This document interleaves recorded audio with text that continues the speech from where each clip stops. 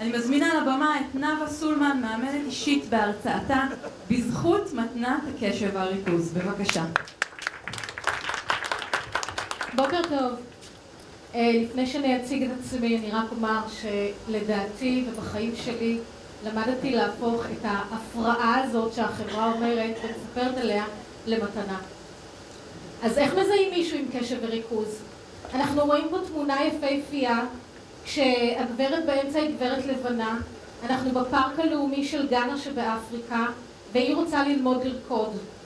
היא נורא רוצה, היא סקרנית, זה מה שהיא רוצה. אז האימפולסיביות לוקחת אותה להגיע ליד חברי הפרלמנט ונשותיהם כדי ללמוד לרקוד. היא לא שמה לב שיש שם אנשי ביטחון. התמונה הזאת יכולה הייתה לעלות לה בחייה, והגברת הזאת היא אני. שההפרעה הזאת, התכונה הזאת, היא רלוונטית לכולם, לאלה שיש להם ולאלה שצריכים להתמודד איתם. אז מי אני נאוה סולמן?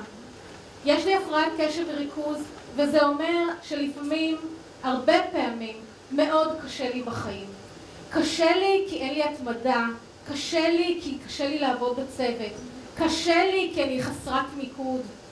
ואתם כבר יכולים לראות שלפעמים אני יכולה להיות כזאת נאיבך, ואני תמיד פותחת חלונות חדשים, משימות חדשות בלי לסיים אותם.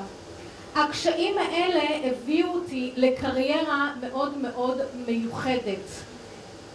בגלל שלא יכולתי להתמיד בשום דבר, אז הקריירה שלי נראית ככה. התפקיד האחרון שלי היה מנהלת לשכת משנה למנכ"ל בנק לאומי, והחזקתי מעמד איתו כמה שנים רק בגלל שהוא עבר תפקידים ואני הייתי צריכה כל הזמן לעבור איתו. אחד מהמיזמים שלי בחיים היה להקים את הקבוצה הישראלית של ויצו בלונדון, שלפני 19 שנה זה היה דבר הזוי לחלוטין כי הוא לא היה קיים. היום כבר בכל עיר גדולה בעולם יש כזאת קבוצה.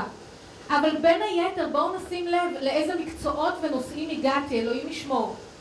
אימון, פנסיה, שיווק פלסטיק, כספים, חשבונות, משכנתאות, כותבת צוואות. כן, זאת אני.